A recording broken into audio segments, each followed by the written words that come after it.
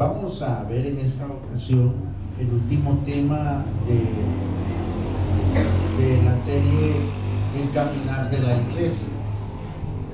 Durante estos 4 viernes estuvimos viendo cómo debe de caminar la iglesia, hablando específicamente de nosotros. Yo soy iglesia, es una identidad que debemos de tener. La iglesia es el centro del plan eterno de Dios.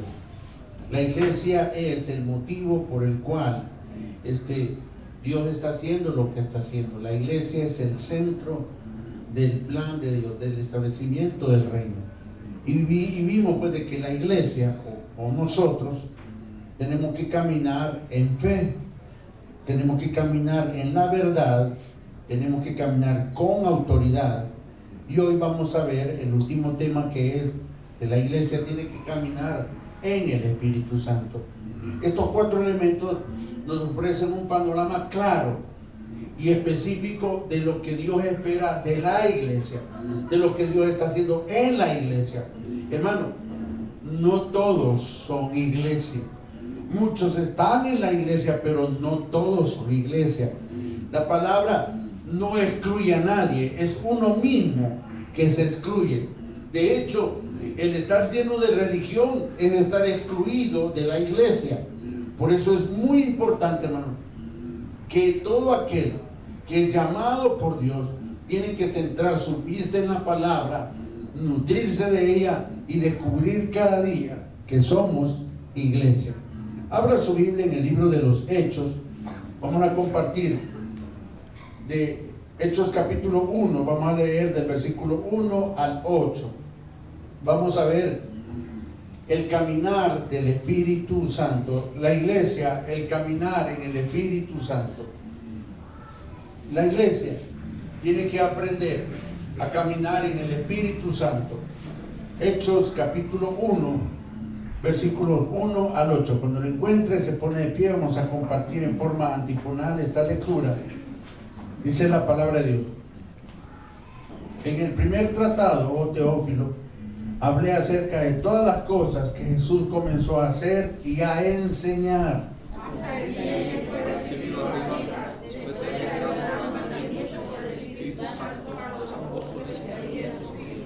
a quienes también, después de haber padecido, se presentó vivo con muchas pruebas indubitables, apareciéndoseles durante 40 días y hablándoles acerca del reino de Dios.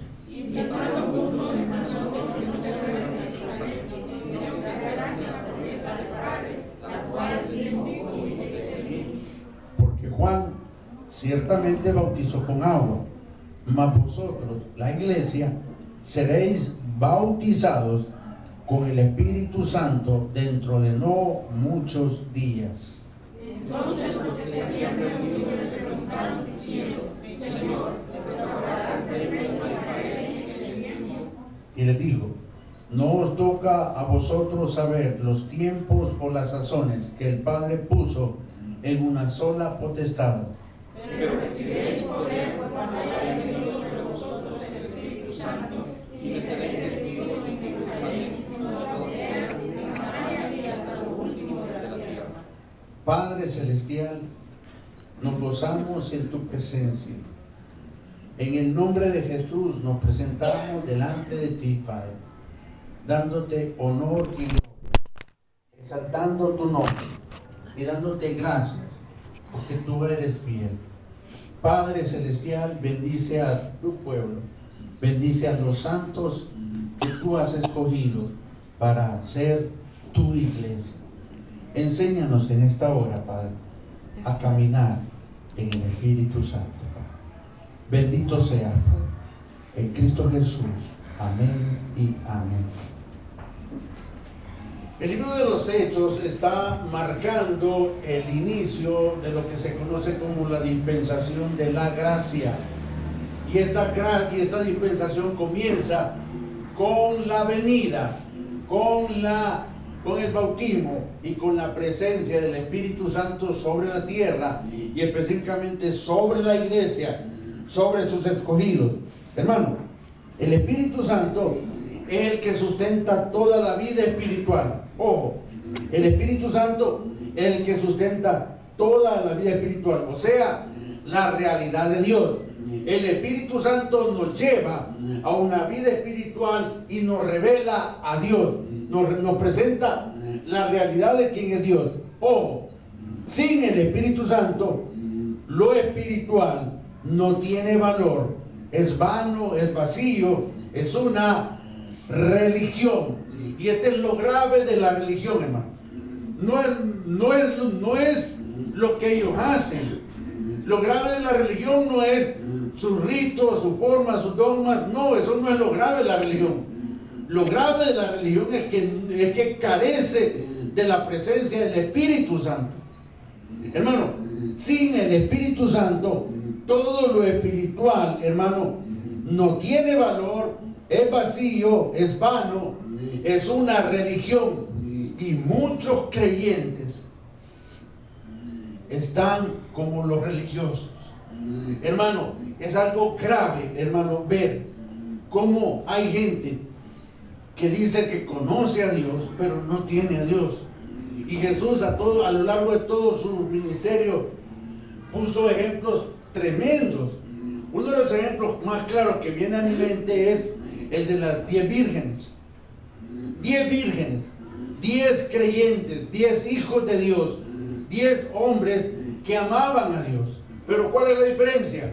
5 vírgenes eran prudentes y 5 eran insensatas, dando a entender de que la mitad ha entendido el mensaje de Dios y la otra mitad anda como las cabras de Heidi, todavía, hermano, tentando aguado, todavía sustentando tu carne, todavía viviendo como se vivía antes. 5 prudentes y 5 insensatas. ¿Cuál era la diferencia? La diferencia no era que amaban a Dios, no, las 10 amaban a Dios. Pero ¿cuál era la diferencia? Unas tenían aceite y las otras no tenían aceite. Amaban a Dios y esperaban su venida, pero no tenían el aceite. Y hermano, el aceite es un símbolo de la presencia del Espíritu Santo. Usted y yo, como vírgenes prudentes, tenemos que tener el aceite del Espíritu, porque sin el aceite del Espíritu, hermano, Dios mío, ¿qué estamos haciendo aquí? Sin el Espíritu Santo, sí realmente va a sentir frío. Sin el Espíritu Santo realmente va a sentir que los problemas lo están ahogando. Sin el Espíritu Santo, hermano, la vida es dura y amarga. Sin el Espíritu Santo usted no va a entender nada de la Biblia. Por eso es que esta era, esta dispensación comienza con la venida, con el derramamiento, con la presencia, con la manifestación del Espíritu Santo. Y les hace una tremenda promesa Jesús en el versículo 5. Dice, porque Juan ciertamente bautizó con agua, mas vosotros, dice, seréis bautizados con el Espíritu Santo dentro de no muchos días. Jesús estaba dándoles una promesa. ¿De cuál? De que iban a ser bautizados con el Espíritu Santo dentro de no muchos días. Específicamente 10 días para la fiesta del Pentecostés. Él estuvo 40 días con ellos. A los 40 días Él ascendió a los cielos. De ahí pasaron 10 días. Ojo. De ahí pasaron 10 días estos discípulos en el aposento alto, orando, clamando a Dios, esperando el principio de la iglesia. Vemos que al principio de la iglesia comienza esperando. Hermano, no podemos hacer nada si no hay una visitación del Espíritu. Por eso, hermano, tenemos que esperar las instrucciones de lo alto. Tenemos que, no podemos movernos si no hemos sido investidos de poder. El versículo 8 es la promesa más clara y específica. Dice, pero recibiréis poder cuando haya venido sobre vosotros el Espíritu Santo. ¿Y qué dice? Y me seréis testigos en Jerusalén, en Judea, en Samaria y hasta lo último de la tierra. Dos palabras son bien importantes en este versículo. La primera es poder y la segunda es testigos. La palabra poder viene del griego dunamis. Hermano, el Señor, hermano, iba a darle a la iglesia algo que nunca habían tenido. El Señor iba a dar algo que nunca habían tenido. Le iba a dar autoridad, le iba a dar, hermano, lo iba a investir de algo que nunca habían tenido, le iba a dar poder. Ojo, esta palabra es sumamente peligrosa. Todo mundo busca el poder, todo mundo busca de alguna manera obtener poder. Y aquí el Señor estaba hablando y les dice, pero recibiréis poder, hermano. Ahora, no, pero este no es un poder para hacer lo que yo quiero. Este no es un poder para poder estar encima de otros. Hermano, este es un poder para testificar, para proclamar, para hablar de Dios. Dios lo estaba facultando, hermano. Dios le estaba dando a la iglesia autoridad para proclamar la verdad, para hablar de Dios, para hablar de Cristo. Ahora, sin este poder, la iglesia, hermano, no puede presentar a un Cristo vivo. Sin este poder, hermano, muchos cristianos no tienen la facultad o no están autorizados para hablar de Dios. ¿Por qué? Porque lo que da vida es la presencia del Espíritu. Dios nos iba a facultar o nos iba a introducir a una vida sobrenatural, y esta se vive a través del Espíritu Santo. Sin el Espíritu Santo, la iglesia es una iglesia derrotada. Sin el Espíritu Santo, hermano, cualquier cosa nos puede derribar. Por eso de ahí la palabra dunamis, que significa un poder interno. Habla de la capacidad dada por el Espíritu Santo para poder dar testimonio, para poder hablar de la verdad. Hermano, no está hablando de un conocimiento de la verdad, sino que está hablando, hermano, de una demostración de esa verdad. Ya no solamente iban a hablar de Cristo, no, sino que lo iban a demostrar con sus vidas, lo iban a expresar con sus hechos. Dios le iba a dar algo que no tenían hasta ese momento.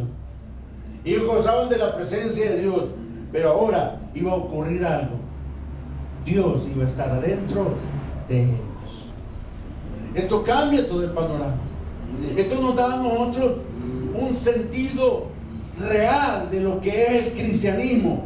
Mientras el Espíritu Santo no esté en nosotros, usted no encaja, usted no le siente sabor a esto, usted lo siente muy cuadrado, muy aburrido. ¿Por qué?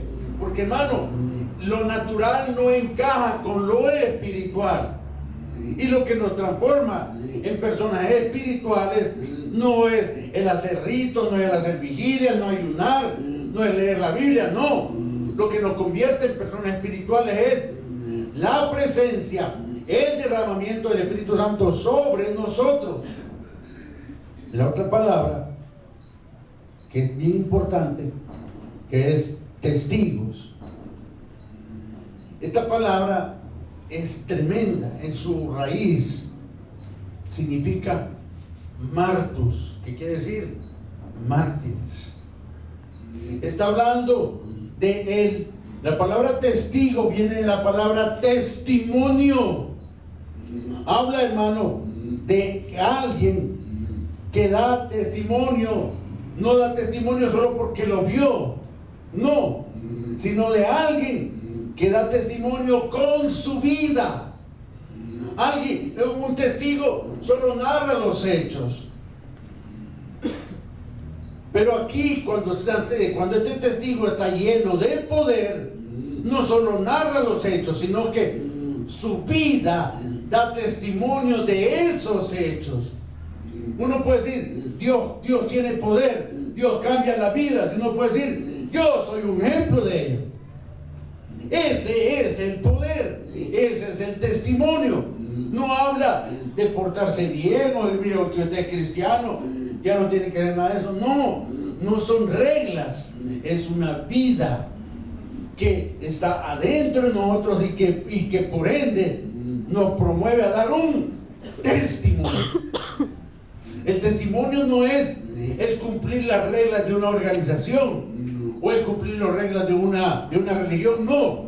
El testimonio es de hablar de la persona que está adentro de mí. Vamos a hablar de lo que hay en mi corazón. De hecho, somos lo que hay en nuestro corazón. Y si en nosotros está el mundo, vamos a hablar del mundo.